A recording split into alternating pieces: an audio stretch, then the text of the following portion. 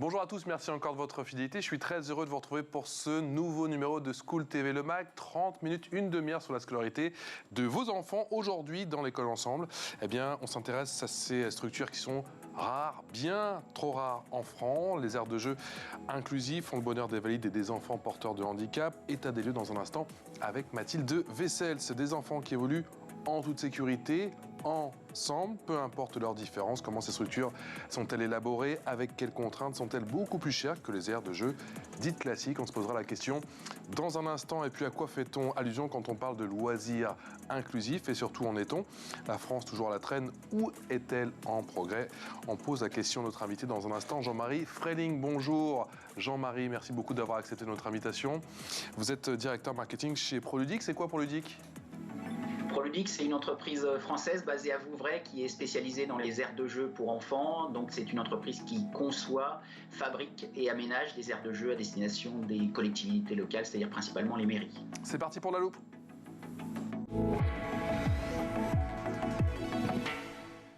Salut Mathilde Vessels. Salut Bonjour. Mathilde Vessels. J'aime beaucoup ce petit Salut jingle. Mathilde Vessels. Oui. Vous avez improvisé un petit jingle pour vous accueillir. Ça va? Ça va très bien. Concrètement, cher ami, lorsque l'on parle d'aires de jeu ou de loisirs inclusifs, on parle de quoi? Eh bien, les aires de jeu inclusives apportent la possibilité aux enfants de n'importe quel âge et d'aptitudes variées de jouer ensemble et sont accessibles à tous. Pourquoi est-ce si important de mettre l'accent sur ces aires de jeu, justement? Tout simplement parce que c'est à travers le jeu que les enfants sont les plus actifs. Ils apprennent, se font des amis et créent également un lien social. Le jeu est essentiel au développement et au bien-être des enfants. Et lorsque l'on parle de développement, on évoque le développement physique, cognitif, communicatif, social, émotionnel et sensoriel. L'idée, c'est que les aires de jeu soient adaptées aux enfants malvoyants ou malentendants, mais aussi qui ont des troubles du comportement. Quelles sont les contraintes, les caractéristiques importantes à prendre en compte lors justement de l'élaboration de ces aires de jeu inclusive? Il est important de penser à mettre l'accent sur l'audition. Il peut y avoir, par exemple, des instruments de musique pour le développement auditif. Il y a aussi la proprioception. Ce mot désigne la perception, consciente ou non, de la position des différentes parties du corps. Il y a des équipements de jeu extérieurs qui favorisent justement cette perception du corps. Il y a le toucher, qui également est important, avec des tourniquets, des balançoires adaptés, et la vision, avec des panneaux de jeu aux couleurs vives. Les autres critères se font également sur le terrain choisi pour créer ces aires de jeu. Le choix se fait en fonction de la capacité à amortir les chocs suite à une chute, afin évidemment de réduire la gravité des blessures, sans oublier la facilité d'accès et l'esthétique. Alors, quand je parle de facilité d'accès, c'est évidemment l'accès qui permet aux fauteuils roulants notamment de passer. La proprioception? Proprioception, vous avez vu, je ne me suis pas pris les pieds dans le tapis. Il est passé. C'est parti, l'expression orale. L'expression orale avec notre invité Jean-Marie Freiling, qui est directeur marketing chez Proludic. Jean-Marie, une aire de jeu inclusive, ça devrait être en France un pléonasme? C'est en tout cas la tendance que l'on note. On est au début peut-être d'une prise de conscience de l'inclusion en termes généraux, puisqu'en fait l'ère de jeu elle va être le reflet d'une tendance sociétale de prendre de plus en plus en compte les personnes en situation de handicap. Et c'est un vœu, j'espère qu'il n'est pas pieux, que d'imaginer que des aires de jeu inclusives vont devenir standard en France et qu'elles vont permettre de l'accès au maximum de personnes et les personnes en situation de handicap. Ce n'est pas encore le cas. On est sur des villes pionnières, on a des exemples et on essaye de les multiplier et de relayer ce message d'aires de jeu inclusive. Jean-Marie Freiling, vous travaillez en France, mais vous exportez également à l'international. Pourquoi un tel retard dans notre pays, d'après vous? Je pense que, comme je l'ai dit, c'est au niveau de la société, c'est au niveau culturel. On sait, alors, en exportant beaucoup, on connaît un certain nombre de pays et leurs caractéristiques. On sait qu'au niveau de la Scandinavie, globalement, la société, elle est plus inclusive. Elle prend en compte les personnes en situation de handicap et elle a tourné sa société depuis plusieurs décennies sur l'intégration des personnes en situation de handicap. Et ça se reflète naturellement sur les aires de jeu. On a aussi l'exemple de l'Espagne qui est en avance et en Espagne, sur pratiquement chaque aire de jeu, il faut au moins mettre un équipement inclusif. Et puis la France, il y a eu le coup de boost ou pratiquement le départ avec la loi de 2005 sur l'égalité des droits et des chances qui a vraiment ancré l'intégration des personnes en situation de handicap dans la loi, dans les textes législatifs. Et depuis, je ne dis pas qu'on rattrape notre retard, mais on met la machine en route au niveau de l'inclusion. Quel impact pour les familles, quel retour d'expérience concernant les frères et les sœurs entre valides et non valides? L'impact, il est immense en fait. Et l'ère de jeu inclusive et nous, les différentes expériences qu'on peut avoir, elles sont humainement très fortes. On a l'ère de jeu de Vannes, par exemple, qui est l'ère de jeu inclusive la plus grande de France à ce jour, où vous avez passé les images actuellement. On a des exemples de familles qui viennent de 40 à 50 km de Vannes, qui viennent régulièrement sur l'ère de jeu, parce que l'ère de jeu est particulièrement bien adaptée. C'est pratiquement un des seuls lieux de loisirs directement accessibles. On a le cas de personnes en fauteuil qui n'ont pas besoin d'être transférées sur le jeu, puisqu'il y a un certain nombre de jeux qui ont été étudiés pour qu'ils soient directement accessibles en fauteuil. Donc c'est vraiment l'ère de jeu inclusive, réussir à faire sortir les enfants de chez eux. Il faut savoir que les enfants en situation de handicap n'ont très peu d'occasions, de lieux attractifs pour sortir. Et dans ce cas-là, les familles n'hésitent pas, comme je vous le disais, à faire des dizaines de kilomètres parce que c'est un endroit magique pour l'enfant et il en a malheureusement très peu. Mais ce qui devient extraordinaire et qui devrait être une normalité et qui le sera demain, grâce à vos structures, notamment en France et partout dans le monde entier, c'est que dans une même famille, un enfant qui est porteur de handicap et un enfant dit valide peuvent jouer ensemble, ce qui n'était pas le cas avant. C'est-à-dire qu'avant, il y avait la personne, enfin l'enfant porteur de handicap qui regardait son frère ou sa sœur en train de jouer pendant des heures. Alors là, oui, c'est exactement, c'est une réelle nouveauté. On a des témoignages d'enfants, notamment de sœurs. On a une sœur valide qui témoignait récemment et qui disait c'est la première fois que je peux jouer avec ma sœur. Parce qu'avant, moi, on l'emmenait sur l'aire de jeu, mais elle me regardait jouer. Bon, c'est assez poignant comme témoignage. Et maintenant, je peux jouer avec elle. Alors, on a l'exemple, par exemple, on a un trampoline qui va se mettre au niveau du sol. Le fauteuil peut aller sur le trampoline et c'est la sœur et des copains de la sœur qui vont faire sauter entre guillemets le trampoline. Alors il ne fait pas des sauts périlleux, c'est des sauts relativement faibles, mais qui donnent en tout cas une expérience nouvelle en fauteuil, parce qu'en fauteuil vous êtes toujours quelque part à ras du sol et vous n'avez pas cette notion de saut et de mouvement. Et ce trampoline qu'on a installé aussi à Vannes, il permet d'avoir cette sensation. Et surtout, ce qu'on recherche, c'est le jeu ensemble. Et effectivement, au niveau de la fratrie, puisque là aussi il y a relativement peu d'occasions de jouer ensemble, avec des équipements qui sont accessibles aux deux. Et puis le jeu aussi plus large avec l'ensemble des enfants qui sont sur l'aire de jeu. Mathilde. Oui, comment se passe l'installation de ces aires de jeu? Est-ce que c'est la mairie qui décide ou est-ce que ce sont les régions? Comment est-ce que vous prenez attache avec ces gens-là? Alors c'est souvent un trio, je dirais, qui va se mettre en place. Très souvent, l'origine de la demande va venir de parents d'enfants en situation de handicap. Ça a été le cas à Vannes, c'est le cas dans d'autres villes où nous avons installé des aires de jeu inclusives. Alors très souvent, le scénario, c'est celui-là. Une maman, un papa avec un enfant en situation de handicap qui va solliciter la mairie. Alors la mairie va être plus ou moins réactive, mais en général, il y a une vraie aussi prise de conscience politique. Les villes, de manière générale, en termes d'aménagement et d'espace public, sont de plus en plus accessibles. Donc il y a aussi cette prise de conscience politique. Et puis, la troisième partie du trio, c'est l'aménageur. Une société comme Proludic qui a l'expérience de l'aménagement des aires de jeu inclusifs. On va travailler en équipe pour savoir quelle est la meilleure solution, quel est le meilleur type d'équipement, comment on va travailler les accès, l'arrivée jusqu'à l'aire de jeu, comment on va travailler le sol de l'aire de jeu, quels sont les types de déficiences que portent les enfants qui vont être amenés à fréquenter l'aire de jeu, et on va ensemble bâtir un projet parce que ça doit être fait sous forme d'équipe et en mode projet. Jean-Marie, je taquinais quelque peu, c'est pas du tout mon habitude, Mathilde, effectivement, pendant son introduction dans sa loupe, elle parlait de proprioception, ce mot qui désigne la perception, consciente ou non, de la position des différentes parties du corps. Il y a des équipements de jeu extérieurs qui favorisent cette perception du corps. Vous nous dites que pour chaque structure, c'est un nouveau défi? Alors, il y a un défi, en fait,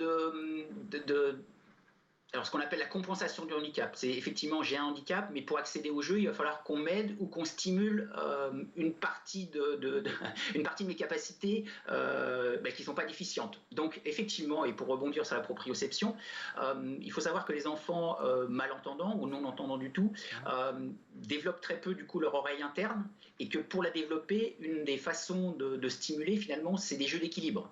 Et donc les jeux sur lesquels il va falloir trouver des équilibres, une poutre ou des jeux avec des équilibres instables, des jeux ressorts notamment, on va procurer du mouvement, et ce mouvement en fait va stimuler l'oreille interne des enfants non entendants ou malentendants, et ça va être un vrai bénéfice pour eux, et ça va être comment dirais-je, une compensation de leur handicap, mais aussi une stimulation qu'ils n'ont pas l'habitude d'avoir. Vous utilisez parfois des instruments de musique? Alors, on a effectivement, alors c'est parfois paradoxal, on va dire, alors les instruments de musique en général, on dit que c'est bien adapté aux malvoyants ou aux non-voyants, mais en fait, il faut savoir aussi que quand on est malentendant, on peut percevoir des vibrations. Donc là aussi, notamment à Vannes, mais sur d'autres lieux, on a un xylophone sur lequel on peut jouer, en tout cas taper et avoir des notes. Et on a l'image d'un enfant malentendant, donc on se dit, ce jeu-là, il n'est pas pour lui, mais si, parce qu'en fait, il vient coller son oreille au tube du xylophone, et il peut percevoir les vibrations. Et en fait, c'est aussi une stimulation, là, au niveau de sa déficience, et quelque part, l'intéresser, le stimuler à travailler un sens qui est déficient. La vision, c'est également important avec des panneaux de jeu. L'importance des couleurs, là aussi, nous parlait Mathilde Wessels. Avec qui vous travaillez dans vos équipes justement pour cette dimension, pour ce qui est des couleurs, qu'elles soient vives ou non, pour les choisir?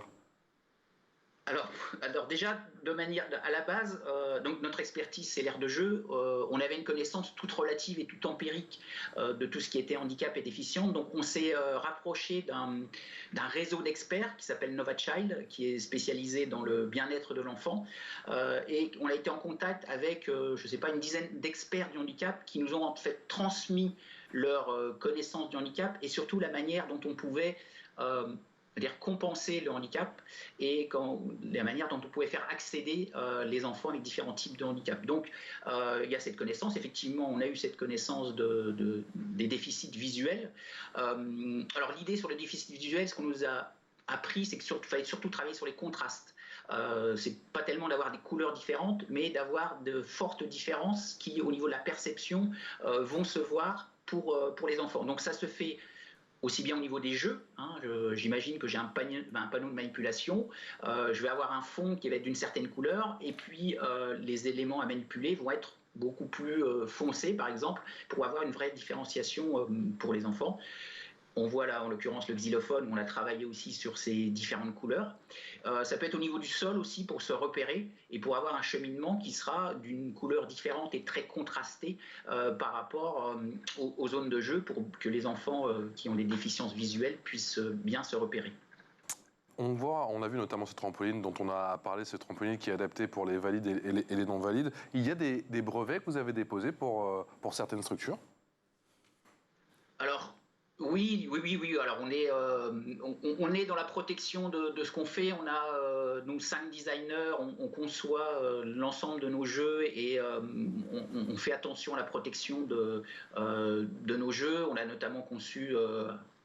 c'est une bascule, mais le nom le plus connu, c'est un tape-cul inclusif sur lequel les fauteuils peuvent entrer directement. Donc, dans la mesure du possible, on protège nos innovations. Alors, c'est pas toujours simple, parce que on peut toujours un peu détourner les brevets ou ce qu'on a déposé, mais en tout cas, on essaye toujours d'apporter de la nouveauté, de l'innovation.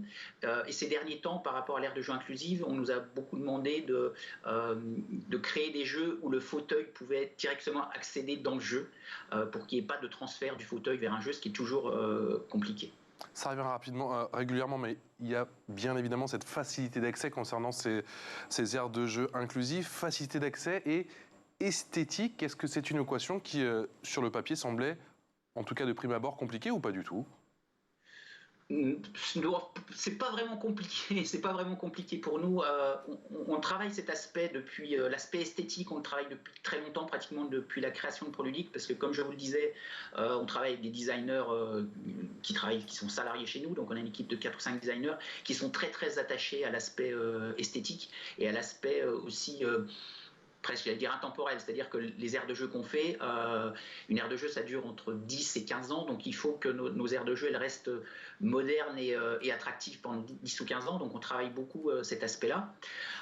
Après, l'aspect accessibilité, alors, il faut savoir que pour avoir des sols, on dit carrossables, pour les fauteuils roulants, très souvent, on travaille avec ce qu'on appelle le sol souple, qui est un sol en caoutchouc, sur lequel on peut avoir beaucoup de couleurs et on peut faire beaucoup de motifs. Donc, entre les coloris des jeux et les coloris du sol, on va énormément travailler cet aspect-là. Et moi, ma recommandation, quand on fait une aire de jeu inclusive, c'est justement de lui donner un côté esthétique peut-être encore en plus, la rendre encore plus attractive et la rendre différente des autres, plus attractive, pour qu'on soit sûr qu'elle fonctionne et pour qu'on se rappelle bien de cette aire de jeu-là. Donc, moi, sur les aires de jeu inclusives, je recommande de faire encore un petit effort plus au niveau de l'esthétique, pour que tout le monde y aille, aussi bien les enfants en situation de handicap que les enfants valides. Jean-Marie, vous l'avez évoqué tout à l'heure avec Mathilde, mais aujourd'hui, ce sont les collectivités qui viennent à vous ou vous démarchez encore les collectivités locales? Le porteur du projet, c'est bien la collectivité. Donc, à l'origine, il y a la collectivité. Ce qu'on essaye de faire, nous, et ce que je fais aujourd'hui, par exemple, c'est de faire la promotion des aires de jeu inclusives, en tout cas de porter le message et de dire que l'aire de jeu inclusive, c'est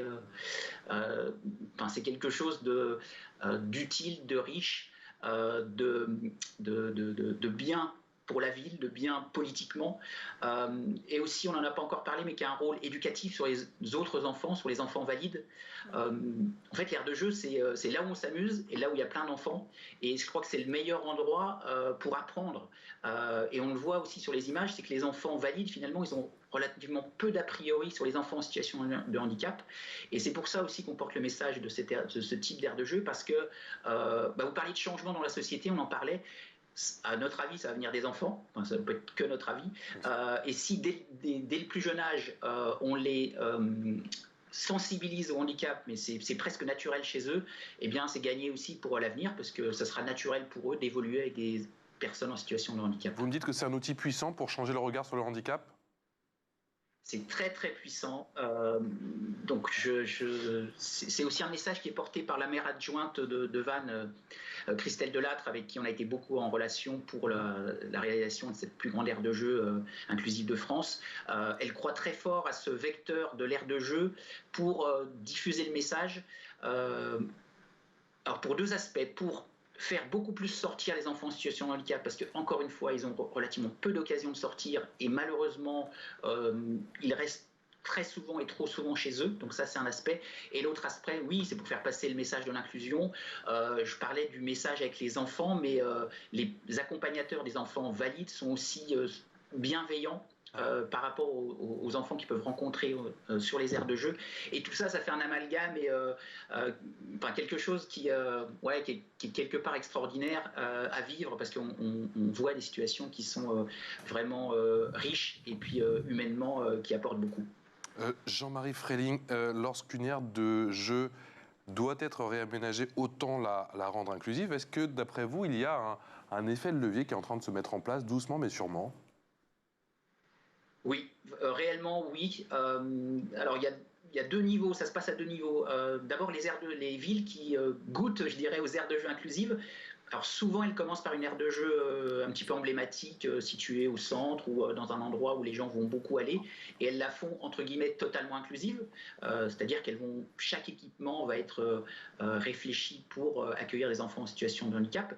Et puis après, elles se disent mais ça fonctionne bien, c'est bien, quelque part tout le monde est content. Donc que fait-on avec les autres aires de jeu dans la ville? Donc après, elles ne vont pas forcément rendre 100% inclusives toutes les aires de jeu, mais elles vont dire il me faut au moins un ou deux équipements par aire de jeu qui sera accessible aux enfants aux situations de handicap. Et là, on commence à avoir une certaine standardisation. Donc ça, c'est le premier point. Et le deuxième, nous, par exemple, on organise des rencontres thématiques sur les aires de jeu inclusives qui ont déjà été réalisées. On invite d'autres villes et on leur montre en fait tout simplement ce qui se passe, comment ça a été fait, et on essaye de leur donner envie de réaliser ce même type d'aire de jeu. Mathilde. Je vais poser un peu la question qui fâche, mais combien ça coûte concrètement pour installer ces aires de jeu inclusives? Alors ça coûte le prix d'une aire de jeu. Alors il y a deux façons de les faire. Il y a des équipements qui sont par nature inclusifs. Quand je vous parlais du trampoline, En fait, le trampoline, on va le mettre sur une aire de jeu sans forcément avoir réfléchi à l'inclusion. Et ça sera un équipement, on va dire, classique dans une aire de jeu classique. Mais on peut aussi l'intégrer dans une aire de jeu inclusive. Et dans ce cas-là, finalement, c'est le même coût. Donc, on a des équipements qui, d'emblée, sans qu'on les forcément travaillé, mais juste en les connaissant un petit peu. Le xylophone aussi, par exemple, il n'y a pas besoin de modification pour une accessibilité. Et donc là, on est sur exactement le même type d'équipement, donc exactement le même coût, c'est un petit peu plus cher, mais on a des aides et quelque part, les collectivités, les mairies s'y retrouvent. Jean-Marie Freiling. On a des aides, du coup, dont on bénéficie et il y a un certain nombre, on s'y retrouve. De toute façon, on s'y retrouve. L'investissement politique, alors quand je parle du beau mot politique et de la belle politique, l'investissement politique et l'investissement citoyen, on s'y retrouve largement. J'étais encore à une inauguration d'aire de jeu inclusive à Marny-les-Compiègnes il y a 15 jours, et je peux vous dire que tous les élus étaient très fiers de ce projet, et aussi que ça entrait dans une politique plus globale, inclusive de la ville. Après, il peut y avoir effectivement quelques surcoûts si on prend des équipements qui sont vraiment spécifiques et qu'on a créés spécifiquement. Je pense par exemple je vous parlais d'une bascule inclusive où on peut mettre 2 fauteuils roulants dessus. Ouais. Là, ça nécessitait des adaptations d'équipement et donc un léger surcoût. Mais effectivement, globalement, on s'est rendu compte que les collectivités, en fait, elles pouvaient trouver des budgets un petit peu supplémentaires pour aller chercher l'inclusion sur leurs aires de jeu. En tout cas, à tous, vous tordez le cou à tous ceux qui disent que ça coûte 5 fois plus cher que des structures dites classiques. Oui. Parce qu'on l'entend, le lit, on le voit. Hein, donc Non, alors, on peut la faire exactement au même prix, en choisissant un certain type d'équipement. Maintenant, si on veut des équipements un petit peu adaptés, je vais dire, on va dire que l'ordre de surcoût, il est de 20 à 30%. L'info en plus.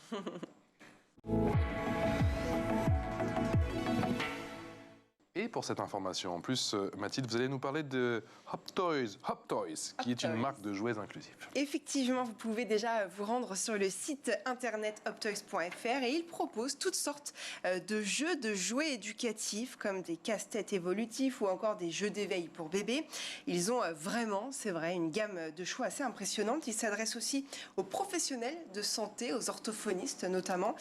Hop Toys est aussi depuis 5 ans partenaire de l'association Agir pour la petite enfance, avec laquelle ils partagent la volonté d'accompagner tous les enfants dans leur développement et soutenir ainsi les professionnels de la petite enfance. Les jeux concernant la petite enfance, vous y avez pensé, Jean-Marie Freiling, ou vous restez dans votre couloir, dans votre créneau? Alors, il existe des aires de jeu effectivement pour la petite enfance. Donc, nous, nos premiers équipements pour aires de jeu, ils commencent à 6 mois. C'est-à-dire qu'on n'est pas obligé de savoir marcher pour aller sur nos équipements, s'amuser sur nos équipements. Et c'est effectivement un segment qui fonctionne bien, à la fois directement pour les crèches, mais aussi on voit de plus en plus d'assistantes maternelles qui manquaient un peu d'équipement sur les aires de jeu pour les tout petits qui pouvaient garder. Et là, on a notre solution de gamme dédiée à la petite enfance. Encore une fois, vous ne vous occupez pas que des structures françaises, vous êtes dans toute l'Europe, dans le monde entier. On parle le même langage sur les aires de jeux inclusives en Europe? Ça va extrêmement dépendre des pays. Je crois qu'il y a un pays qui est bien en avance, c'est l'Espagne, qui culturellement en fait a fait avancer l'inclusion et les aires de jeux inclusives, qui aussi en fait, ça va dépendre. Vous parliez de subventions. Hein, les aires de jeu sont pas mal subventionnées par la ONCE, hein, la fédération des non-voyants en Espagne. Et en fait, la combinaison entre la prise de conscience politique et les subventions qui arrivent font qu'il y a une belle dynamique d'inclusion en Espagne. Et puis, je vous parlais aussi des pays scandinaves qui, là, culturellement, sont bien en avance et ont réfléchi aux aires de jeu inclusives depuis quelques années maintenant. Les structures que vous construisez, que vous élaborez, que vous réfléchissez, elles peuvent fleurir également au sein de l'école de la République? Évidemment. On a déjà eu des projets de ce type. Moi, je me souviens d'un projet, c'est pas si loin d'ailleurs, en Normandie, à Notre-Dame de Gravenchon, où c'était une école, on va dire classique, mais qui était susceptible d'accueillir de manière temporaire, ou en tout cas pas forcément de nombreux enfants en situation de handicap, mais il pouvait y en avoir. Et donc, ils nous avaient demandé, au sein d'une école maternelle, de réfléchir à une aire de jeu qui serait accessible aux enfants en situation de handicap.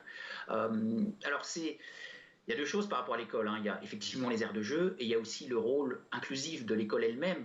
L'école, elle a beaucoup à jouer ce rôle-là d'inclusion par elle-même, en intégrant le maximum d'enfants en situation de handicap quand c'est possible. Et là, on travaille quelque part en parallèle. L'école a son rôle à jouer, ne serait-ce qu'en intégrant et en accueillant le maximum d'enfants en situation de handicap, encore une fois, quand c'est possible. Donc il n'y a plus qu'à, si je puis dire, rendre toutes ces aires de jeu en France inclusives. C'est essentiellement une volonté politique? C'est clairement une volonté politique poussée par une demande citoyenne. Mais comme les politiques en général tiennent compte des demandes citoyennes et ils sont sensibles, il faut créer, je pense, ce courant aussi par les associations de parents en situation de handicap. On sait aussi que les réseaux sociaux là, peuvent jouer leur rôle, mais dans le bon sens du terme, en poussant et en relayant des initiatives. On a eu, nous, beaucoup de demandes suite à la réalisation de l'aire de jeu de Vannes. Ça a été beaucoup relayé. Et donc, ça s'est essaimé. Et on sait, par exemple, que la proximité joue parce que quelques temps après l'aire de jeu inclusive de Vannes, il y a beaucoup d'aires de jeu inclusives qui se sont faites en Bretagne, par le bouche à oreille et par la proximité d'un exemple emblématique. Enfin, dernière question, qui a l'idée pour les différents types de structures, les différents pôles dans ces structures? Et est-ce que les parents, à l'avenir, ou est-ce qu'ils le font déjà, jouent un rôle dans la conception, si je puis dire, et la création de ces structures? Est-ce qu'ils vous donnent des idées? Alors, dans la conception, on pourrait imaginer que les parents ont un rôle. Je sais que les derniers équipements qu'on a développés, nous, on a fait venir une petite fille en situation de handicap et on l'a mis dans nos équipements, sur nos aires de jeu pour voir comment elle réagissait, pour essayer de voir s'il y avait un sourire, parce que moi j'ai le témoignage d'une maman qui me disait: mon enfant il est polyhandicapé, il sourit presque jamais, et c'est quand je vais sur les aires de jeu et quand il est sur certains types d'équipements qui se met à sourire. Donc voilà, il faut savoir aussi lire les réactions, parce que parfois c'est pas simple, et encore une fois, on n'est pas à la base des professionnels du handicap, on apprend comme les autres.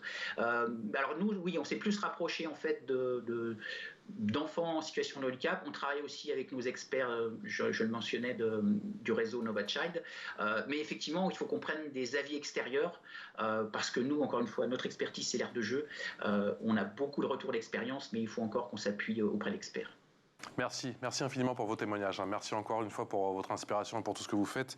N'hésitez pas à venir en plateau pour nous en parler. On en reparlera bien évidemment. Jean-Marie Freiling, je vous rappelle que vous êtes le directeur marketing de ProLudique. En tout cas, ça donne beaucoup d'espoir et on imagine aisément, ma chère Mathilde, je pense que vous ne me contredirez pas, le sourire de cet enfant qui est polyhandicapé. Merci, à très bientôt Jean-Marie. Merci Mathilde. On se retrouve demain pour de nouvelles aventures sur School TV Le Mag. Ciao.